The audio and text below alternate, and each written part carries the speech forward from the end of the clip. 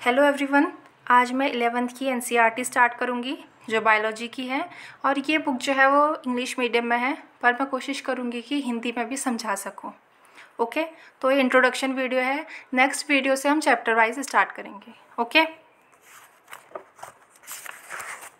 तो ये है आपकी बुक।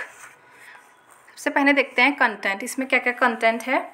ठीक है, इसमें टोटल है 5 यूनिट। तो पहले हम देखते हैं फर्स्ट यूनिट। तो फर्स्ट यूनिट क्या है? Diversity in the living world. जो जीव जगत है उसमें किस प्रकार की विविधता है, जीव जगत में विविधता। तो चैप्टर फर्स्ट है इसमें द लिविंग वर्ल्ड, सेकंड है बायोलॉजिकल क्लासिफिकेशन, थर्ड है प्लांट किंगडम एंड फोर्थ है एनिमल किंगडम। ठीक है, तो प्लांट अगर किंगडम कह रहा है तो हमें समझ आना चाहिए कि ये बॉटनी की बात कर रहा है, और एनिमल किंगडम को अगर ये कह रहा है, ये एनिमल से रिलेटेड कोई भी टॉपिक है तो हम उसे क्या कहेंगे, ये जूलॉजी का टॉपिक है। अब देखते हैं सेकंड यूनिट जो है structure organisation in plants and animal. ठीक है, इसमें भी 3 चैप्टर हैं। Morphology of flowering plant, anatomy of flowering plant, structure organisation in animals. ठीक है, अब देखते हैं थर्ड यूनिट। तो थर्ड यूनिट क्या है? Cell structure and function. इसमें भी 3 चैप्टर हैं। Cell the unit of life, biomolecules, cell cycle and cell division. अब देखते हैं यूनिट 4 जो है प्लांट फिजियोलॉजी। मतलब ये क्या है? बॉटनी का पार्ट है, बॉटनी के अंदर आएगा। और ये है फिर उसके बाद लास्ट यूनिट ह्यूमन फिजियोलॉजी यानी जूलॉजी के अंदर आएगा। तो प्लांट फिजियोलॉजी में चैप्टर हैं transport in plants, mineral nutrition, photosynthesis in higher plants, respiration in plants, plant growth and development.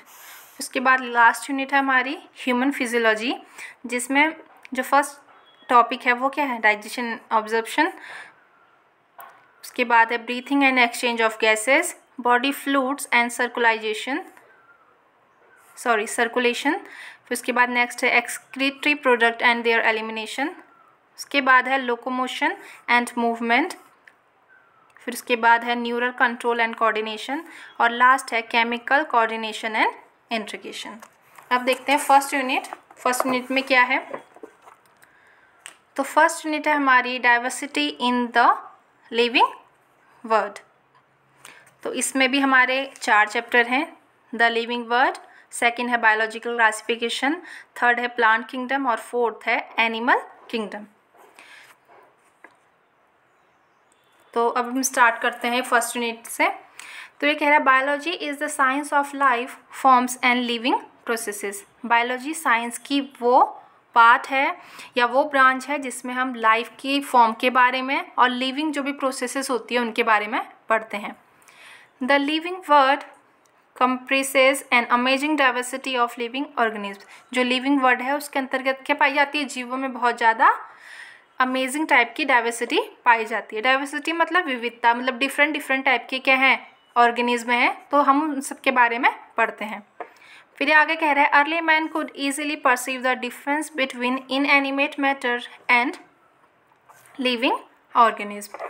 तो जो ये कह रहा है कि जो अर्ली मैन था वो इजीली बता देता था कि कौन सी चीज़ें क्या हैं, इनएनिमेट हैं यानी निर्जीव हैं, या फिर नॉन लिविंग हैं, और लिविंग चीज़ों के बारे में। Early man deified some of the inanimate matter, wind, sea, fire and some among the animals and plants. जो अर्ली मैन था उसने क्या करा? जो इनएनिमेट चीज़ें हैं उसमें डाल दिया विंड को, सी को और फायर को, और जो अलग चीज़ें थी जैसे एनिमल और प्लांट है उसने उसको अलग रख दिया। A common feature of all such forms of inanimate and animate object was the sense of एव और फियर दैट दे इवोक्ड। ठीक है, तो वो उसने क्या करा? एक कॉमन फीचर निकाला दोनों के बीच में, इनएनिमेट और एनिमेट यानी सजीव और निर्जीव के बीच में, कि कौन सी चीज़ें डरावनी हैं, उसे डरा देती हैं या उसको दूर भागने के लिए उकसाती हैं। ठीक है, the description of living organism including human being began much later in human history. तो जो डिस्क्रिप्शन स्टार्ट हुआ लिविंग ऑर्गेनिज्म का इंक्लूडिंग ह्यूमन को इंक्लूड करके, क्योंकि ह्यूमन भी क्या है, लिविंग है, तो ये सब कब आया, लेटर इन ह्यूमन हिस्ट्री में बहुत बाद में आई ये चीज़ें कि हम जो बाकी चीज़ें हैं लिविंग ऑर्गेनिज्म उनके बारे में पढ़ें, क्योंकि पहले जो था इतनी ज़्यादा नॉलेज तो थी नहीं, क्योंकि उस टाइम पे इतना ज़्यादा साइंस ने इतनी तरक्की की नहीं थी। ठीक है, फिर उसके बाद है सोसाइटीज़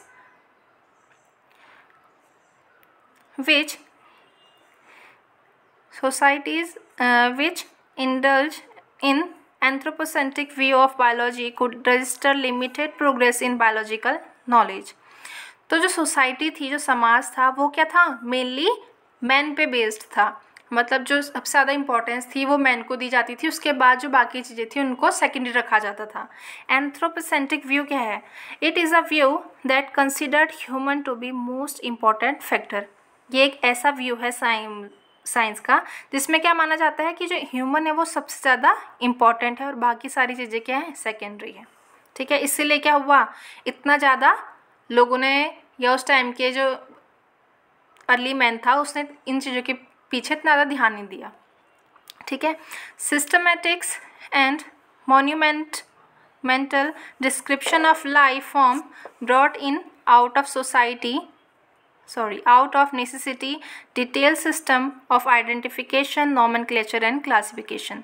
तो ये कह रहा है कि जो सिस्टमैटिक्स है, अब क्या है, अब हम कोई भी प्लांट है या एनिमल है, अब हम उसको क्या कर सकते हैं, अच्छे से डिस्क्राइब कर सकते हैं कि इसका कौन सा आइडेंटिफिकेशन कर सकते हैं, उसको आइडेंटिफाई कर सकते हैं कि किस ग्रुप का है, कौन सी इसकी अदर स्पीसीज़ हैं, या किन स्पीसीज़ के संगे ज़्यादा रिलेटेड है। ठीक है, और उनका नॉमेनक्लेचर कर सकते हैं और उनका क्लासिफिकेशन करते हैं, वो क्या अब कर सकते हैं, पहले नहीं कर सकते थे। ठीक है, क्योंकि अब क्या कर लिया, साइंस ने इतनी तरक्की कर ली। तब the biggest spin of such studies was the recognition of sharing of similarities among living organism both horizontally and vertically. अब क्या कर दिया, अब हम बता सकते हैं कि कौन सी जो क्या है स्पीसीज अब एक दूसरे से ज़्यादा मिलती हैं और कौन सी क्या है एक दूसरे से कम मिलती हैं। उनकी सिमिलैरिटीज़ हम देख सकते हैं, उनकी सिमिलैरिटीज़ को पता कर सकते हैं, जैसे उनके फूड के अकॉर्डिंग, उनके नेचर के अकॉर्डिंग, वो कहाँ रहते हैं, उनके हैबिटेट के अकॉर्डिंग। ठीक है, that all present day living organism are related to each other and also to the all organism that ever lived on this earth was a revolution which humbled man and lead to culture movement for conservation of biodiversity। अब क्या कह रहा है कि all present day living organism, जो अभी present है living organism, are related to each other, वो क्या है एक दूसरे से रिलेटेड है, and also all organism that ever live on earth. तो ये कह रहा है कि जो आज भी जो ऑर्गेनिज्म जिंदा है वो, और जो पहले थे अब नहीं, एक्सटिंक्ट हो गए, जैसे डायनासोर एक्सटिंक्ट हो गया है, और भी बहुत सारे एनिमल हैं या प्लांट हैं जो पहले थे अब एक्सटिंक्ट हो गए हैं, तो वो सब क्या थे, एक दूसरे से आपस में जुड़े हुए थे, रिलेटेड थे was a revolution which humbled man and lead to culture movement for conservation of biodiversity। तो ये क्या कर दिया, इन सब लोग चीज़ों ने क्या करा, एक रहस्य को खोलने जैसा हो गया, और इसी के कारण क्या हुआ, जो हम बायोडाइवर्सिटी है उसको कंजर्व करने की हमने सोची, क्योंकि क्या है धीरे धीरे जो चीज़ें थी वो एक्सटिंक्ट हो गई, गायब हो गई, तो हमने तब जाके हमको क्या पता चला कि हमने इन चीज़ों को कंजर्व करना है, इनको क्या करना है, सेव करना है। In the following chapters of this unit, you will get a description including classification of animals and plant from a taxonomist perspective।